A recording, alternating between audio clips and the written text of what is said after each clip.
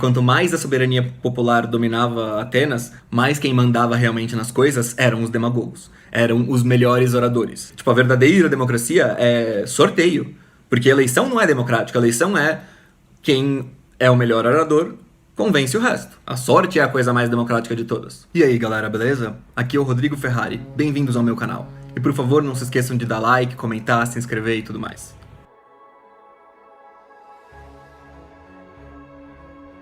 Nesse vídeo eu vou apresentar para vocês a resposta ateniense e a resposta espartana à crise da soberania que acontece na Grécia por volta do século 6, 5, 4, por aí. Que é a época em que a massa de homens da falange, os hoplitas, o cidadão normal que conseguia ter um escudo, uma armadura e uma lança, ele conseguia ganhar, era ele que era o cara que ganhava as guerras, não importava mais a cavalaria acima de tudo. Então isso faz com que as instituições gregas que eram mais aristocráticas começam a entrar em colapso, começam a ter que se adaptar. E aí Esparta e Atenas são os dois casos clássicos, os dois modelos diferentes de se adaptar a esse novo esquema. Como dividir mais o poder e não entrar em colapso. Esparta é quem resolve esse problema mais rápido, porque começa assim, tem a região da Lacônia ali. E Esparta, ela surge de um povo que são os dórios, os bárbaros do norte que invadem e dominam a região. São, tipo, a raça pura, eles são os arianos da região ali da Grécia, eles têm uma consciência de se verem como o povo forte, eles são os descendentes do Hércules na tradição e tal. E esses caras, eles conquistam a península ali, e quando começa a ter esse problema de soberania, eles basicamente conquistam mais coisa.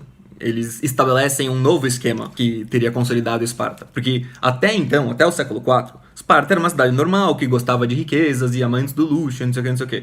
Mas então o que acontece? Ninguém tem certeza de, assim, o processo não é conhecido e Esparta era especialmente boa em guardar seus segredos. Mas seja como for, por volta do século IV, Esparta se torna isto que a gente conhece, que basicamente não, literalmente baniu dinheiro.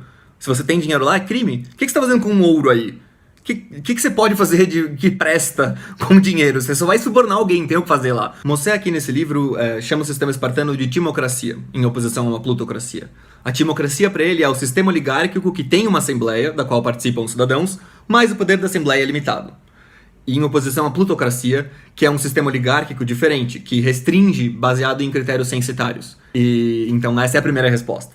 Concentrar o poder em quem tem alguma coisa. As oligarquias, elas são respostas, elas são tipo democratizações da aristocracia. E a plutocracia, esse sistema de oligarquia censitária, é o que acontece em Corinto, em Tebas e em Marsella. Então, em Esparta, você tem três tipos de cidadão. Você tem os homoioi, que são os espartanos de verdade, eles não são qualquer um, eles são os espartíatas, são só os homoioi, que é pai e mãe espartana, não tem essa. Então, esse critério é de sangue. E esses caras, a massa desses caras são os homoioi. Não é uma massa porque o número deles é sempre mais restrito do que em outras cidades. Eles gostam de se manter com 10 mil habitantes, uma coisa assim. Quer dizer, 10 mil espartíatas, 10 mil cidadãos completos. Esses caras, os homoióis, eles recebem automaticamente a sua porção mensal, diária, semanal, sei lá, de legumes, frutas e tudo mais, baseado em quanto que o Estado produz. Então é um esquema socialista nesse sentido. O Estado que tem as terras e distribui para a população uma porcentagem do produto igualitária para cada um. Exceto para os reis. Os reis recebem o dobro, exatamente. E a ideia é simplesmente que eles tenham para convidados. Eles chamam convidados e dão a outra metade, a outra porção para os outros. Mas é uma porção assim, não tem gordo em Esparta, sabe? A ideia é essa, que os espartanos comem pouco. E quando eles começam a se misturar com os outros gregos na guerra do Peloponeso, isso é complicado para eles, porque eles começam a ver que, assim, eles se consideram muito melhores que os outros, eles são muito mais virtuosos. E aqui eles vão lá com qualquer pescador de outro povo e os caras comendo mó bem.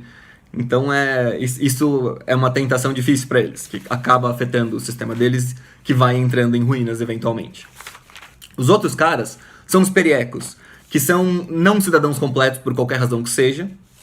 Então esses caras não podem participar das instituições de verdade. Mas isso quer dizer que eles são livres também. Eles podem ser justamente pescadores e tudo mais, e não tem que passar por tudo que os espartíatas de verdade precisam. Mas aí eles também não são cidadãos de verdade e tal. Periéco vem de vizinhos. Os periecos são as populações em volta dos espartíatas, do centro ali deles, que não foram submetidas à escravidão nem nada, mas também não são cidadãos de verdade. E aí você tem a terceira casta, que não é escravidão exatamente o termo correto, é ilotas, que são servos, mais precisamente, mas é um tipo de servidão que, assim, os caras ficam na casa deles, lá na terra deles, cultivando, e daí os espartanos vão lá e pegam um pedaço.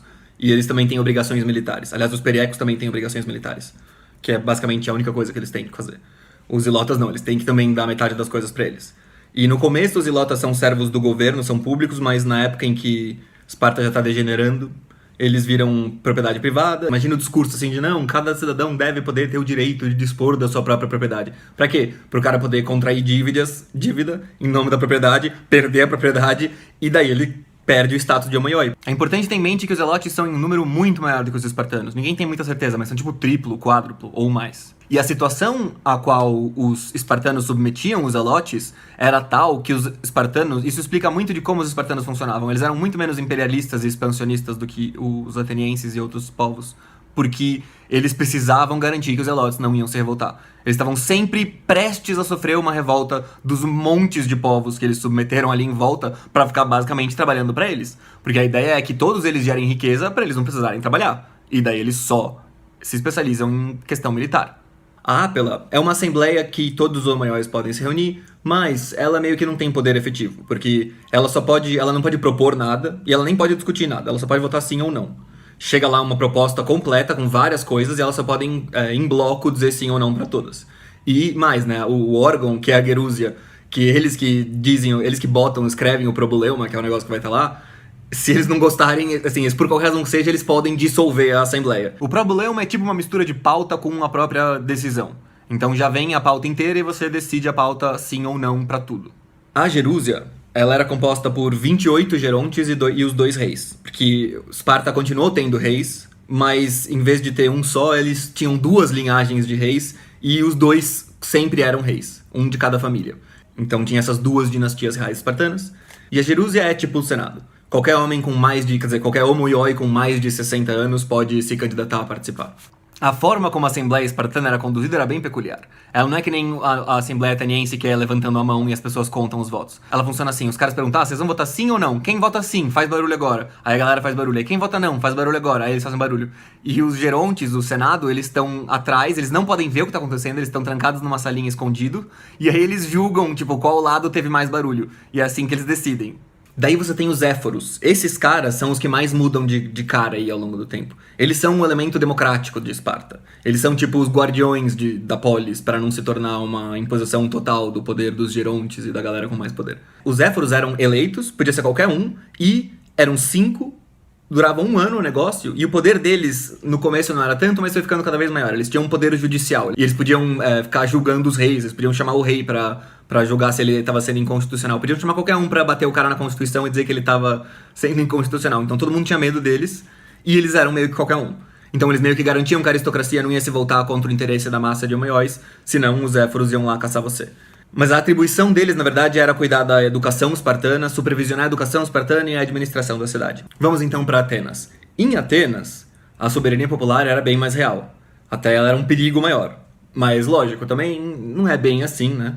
E especialmente a gente tem que levar em consideração que quanto mais a soberania popular dominava Atenas, mais quem mandava realmente nas coisas eram os demagogos. Eram os melhores oradores. Eram os caras que conseguiam convencer a massa do que quer que eles quisessem, e aí a massa botava pressão e aquilo acontecia. Então essa democratização ateniense ela é associada ao empoderamento de gente que nem é magistrado. O cara que não tem nada a ver, não tem nenhum poder oficial, ele é o cara que na verdade manda, porque ele é o cara que convence as massas.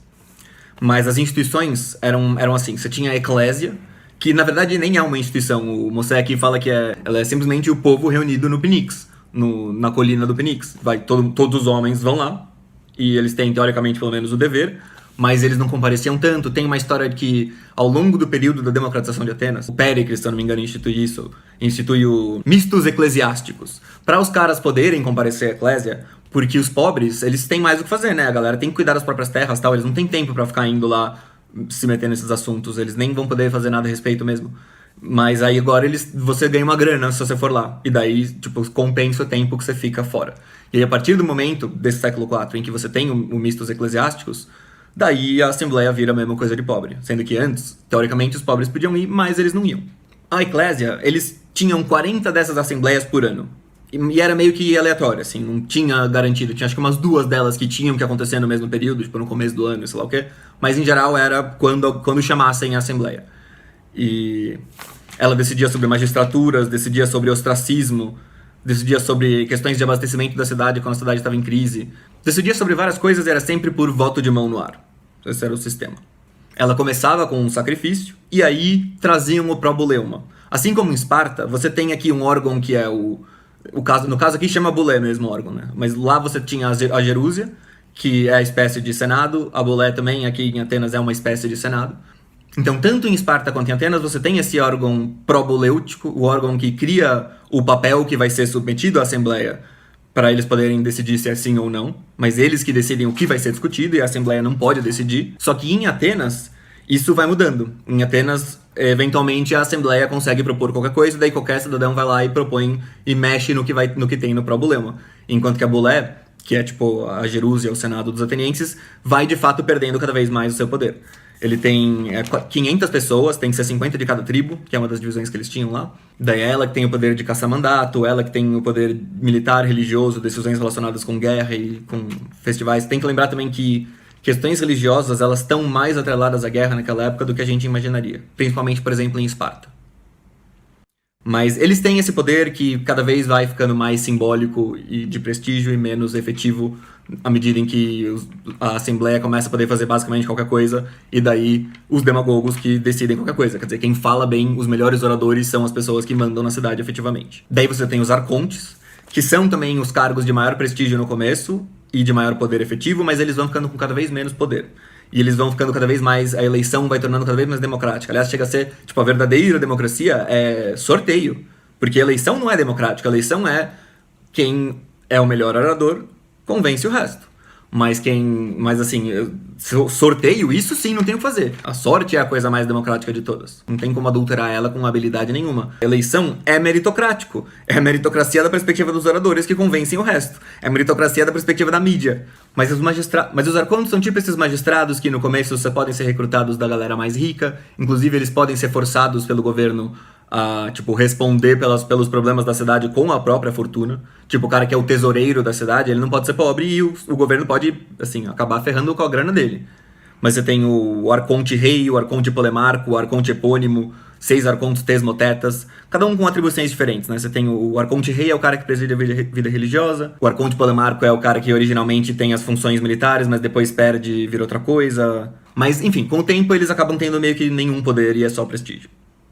Sendo que no começo eles eram os magistrados do aerópago, a coisa mais poderosa de todas. Mas enfim, arcontes são magistrados. E o aerópago é o lugar onde se julgam as coisas, e é lá que era o lugar mais poderoso, e com o tempo vai tendo menos poder, porque os tribunais vão se multiplicando. Atenas vai sendo julgada, vai julgando as coisas cada vez mais em tribunais populares. E isso é uma mudança que atribuem o começo dessa mudança a um tirano, inclusive, ao Pisístrato. Que o Pisístrato, ele... Imagina assim, que o tirano, ele...